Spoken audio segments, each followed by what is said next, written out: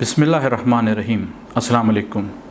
मैं हूं सुलेमान सैयद और आप देख रहे हैं मेरा यूट्यूब चैनल। पार्ट 1 में हमने बात की थी औलिया अल्लाह के बारे में कि औलिया अल्लाह कौन लोग हैं। अल्लाह सुब्हानहू तआला फरमाते हैं, इन्नमल मोमिनून लज़ीना इज़ा ज़ुकिरल्लाहु जिल्लत क़ुलूबुहुम व इज़ा तुलियत अलैहिम आयातुहु ज़ादतहुम ईमानन वला यतवक्कलून। मोमिन तो वो लोग हैं कि जब अल्लाह ताला का ज़िक्र किया जाता है तो उनके दिल डर जाते हैं, और जब उसकी आयत पढ़ के सुनाई जाती हैं तो इनका ईमान बढ़ जाता है और वो अल्लाह पे ही भरोसा रखते हैं। नाज़रीन, वलीउल्लाह या औलिया अल्लाह जो हैं वो हम लोगों के बीच में भी हो सकते हैं अगर हम ईमान के ज़ोद व तक़वे के तकाज़ों को पूरा करें।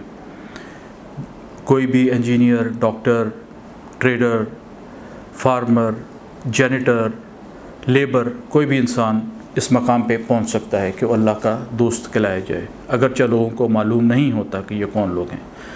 इससे भी एक हायर लेवल है जिसको हम खलीलुल्लाह कहते हैं, यानी कि अल्लाह का दोस्त। हमारा बिलीफ ये है कि रसूल अकरम सल्लल्लाहु अलैहि वसल्लम जो है वो अफजल तरीन मखलूक़ात में से है, बेस्ट ऑफ द क्रिएशन है, और उसके बाद हज़रत इब्राहीम अलैहिस्सलाम बेस्ट ऑफ द क्रिएशन है या खलीलुल्लाह है। अल्लाह ताला फरमाते हैं वत्तख़ज़ल्लाहु इब्राहीम खलीला, और अल्लाह सुब्हानहू तआला ने इब्राहीम अलैहिस्सलाम को अपना दोस्त बनाया। इब्राहीम अलैहिस्सलाम 4000 साल पहले बेबीलोन में पैदा हुए। ये मौजूदा इराक़ का इलाका था जो मोसल के करीब उर के मकाम पे था। शहर के लोग चाँद, सूरज और सितारों की परस्तिश करते थे और बुतों की पूजा करते थे। उनका बिलीफ था कि ये चाँद, सूरज, सितारे हमारी ज़िंदगी पे असरात रखते हैं। इब्राहीम अलैहिस्सलाम के वालिद आज़र जो थे वो बुत फरोश भी थे और बुत बनाते भी थे और बुतों की पूजा भी करते थे। तो इब्राहीम अलैहिस्सलाम के लिए जो शुरू से ही बड़े इंक्विजिटिव नेचर के मालिक थे, बचपन से ही वो इन चीज़ों को दुरुस्त नहीं मानते थे कि ये बुत जो ना सुन सकते हैं, ना जवाब दे सकते हैं, ना खा पी सकते हैं, ना मदद कर सकते हैं, ना नफ़ा नुकसान के मालिक हैं, तो उनकी पूजा को वो मुनासिब जायज़ नहीं समझते थे कि कोई एक क्रिएटर है जो इस कायनात को चला रहा है, जो सूरज को, चाँद को, सितारों को चला रहा है, जिसके हुक्म के मुताबिक ये सब चीज़ें चल रही हैं। तो अल्लाह ताला ने उनके लिए हिकमत के और इल्म के दरवाज़े खोल दिए और उनको कम उम्री में ही अल्लाह ताला ने आपको नबूवत अता फ़रमाई और अल्लाह ताला ने आपको आसमानों और ज़मीन के अजायबात दिखाए।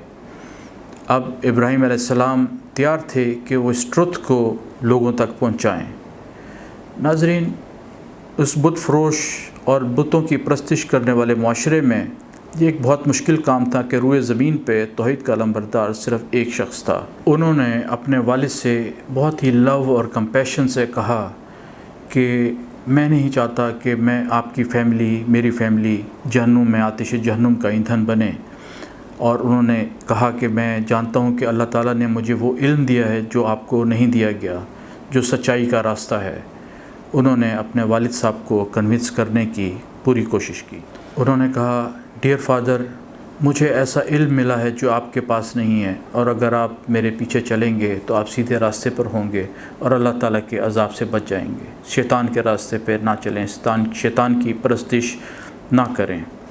इन्ना इब्राहीम काना उम्मतन कानितन लिल्लाहि हनीफ़ा।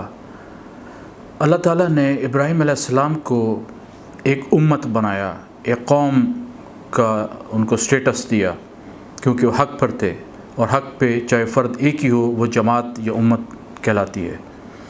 इब्राहीम अलैहिस्सलाम ने अपने सब्र और इस्तकामत के साथ जिस तरह से बुत फरोशों के ख़िलाफ़ एक जद्दोजहद की, एक जिहाद किया, उसकी तारीख़ में बहुत कम मिसालें मिलती हैं। एक दिन जब शहर के लोग फेस्टिवल में शहर से बाहर गए हुए थे, तो आप जो बुतों से पहले ही नफ़रत करते थे, आपने एक कुल्हाड़ा लिया और जाके तमाम बुतों को तोड़ दिया और एक बुत को जो सबसे बड़ा था उसको छोड़ दिया। जब शहर के लोग वापस आए तो उन्होंने देखा और वो समझ गए कि ये काम इब्राहीम अलैहिस्सलाम का है कि उसने तमाम बुतों को तोड़ दिया। उन्होंने उनको बुलाया, उनसे पूछा। उन्होंने कहा कि इस बड़े बुत से पूछिए کہ اس نے یہ کیوں کیا؟ انہوں نے کہا کہ یہ تو بول بھی نہیں سکتا اور کر بھی نہیں سکتا۔ تو آپ نے فرمایا کہ جب یہ بول نہیں سکتا، کسی قسم کا کوئی مدد نہیں کر سکتا، کوئی فائدہ نہیں دے سکتا، نقصان نہیں کر سکتا، تو تم لوگ اس کی پوجا کیوں کرتے ہو؟ شہر والوں نے ان کے خلاف ایک محاذ بنایا اور ان کے لیے ایک بہت بڑی آگ تیار کیا گئی۔ اس وقت شہر کا جو حکمران تھا وہ نمرود تھا۔ جب ان کو منجنیق میں ڈالا گیا تو انہوں نے پیچھے دیکھا، ان کی فیملی میں سے ان کے باپ ماں کوئی موجود نہیں تھا، دوستوں میں کوئی موجود نہیں تھا۔ انہوں نے آسمان کی طرف دیکھا تو اللہ سبحانہ تعالیٰ کو وہاں موجود پایا۔ ان کا ایمان بہت مضبوط تھا۔ اللہ تعالیٰ نے جبریل علیہ السلام کو بھیجا اور انہوں نے آپ کی خواہش پوچھی۔ آپ نے کہا حسبنا اللہ و نعم الوکیل، میرے لیے اللہ ہی کافی ہے۔ جب انہیں آگ میں پھینک دیا گیا تو اللہ سبحانہ تعالیٰ نے فرمایا قلنا یا نارو کونی بردن و سلاما علی ابراہیم، اے آگ تو ٹھنڈی ہو جا اور سلامتی بن جا ابراہیم کے لیے۔ اگر آگ کو ٹھنڈا ہونے کا نہ کہا جاتا تو سردی کی شدت سے وہ جم جاتے۔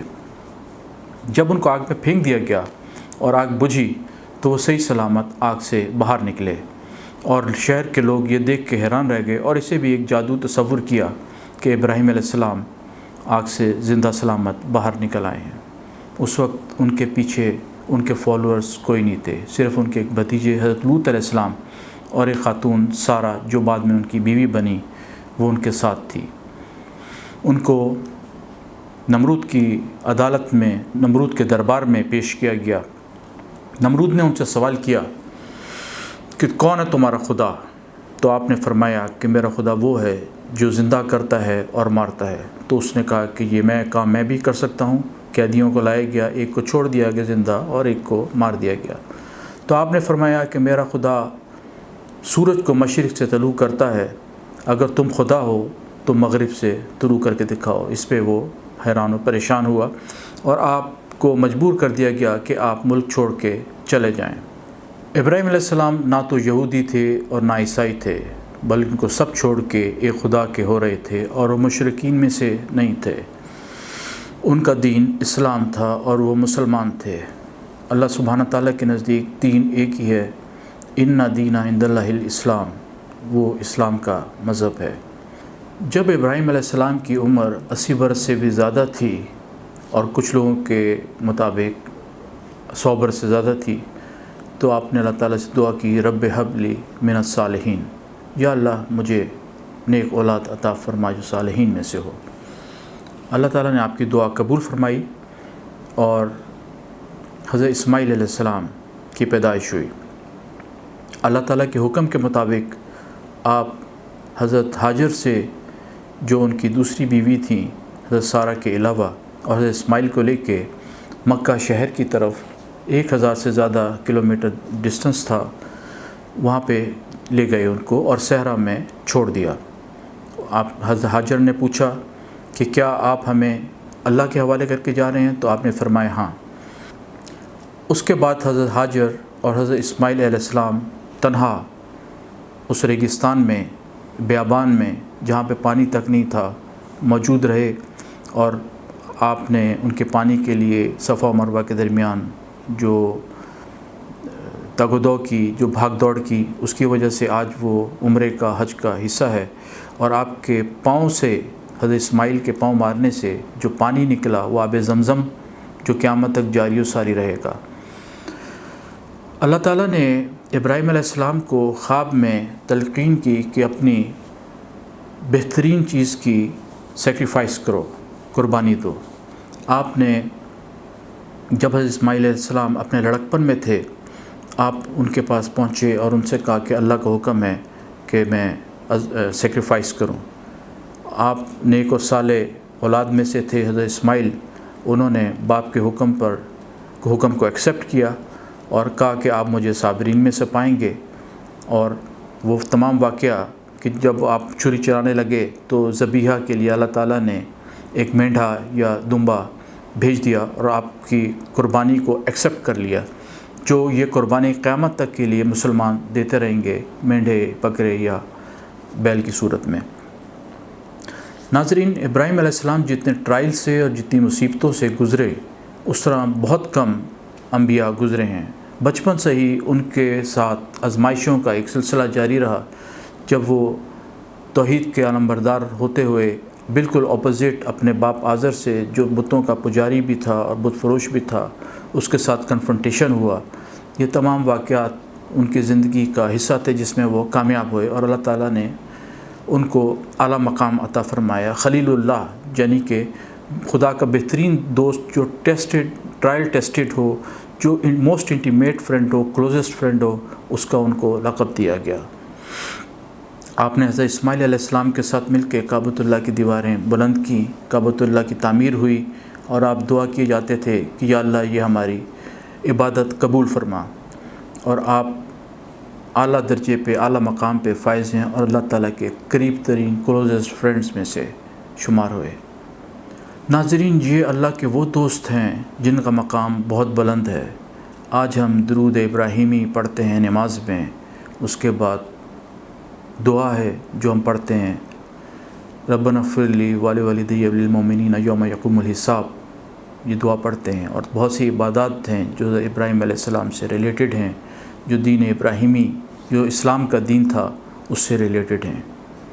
آج کے لیے اتنا ہی، اگلے ایپیسوڈ میں پھر ملاقات ہوگی۔ اجازت دیجیے۔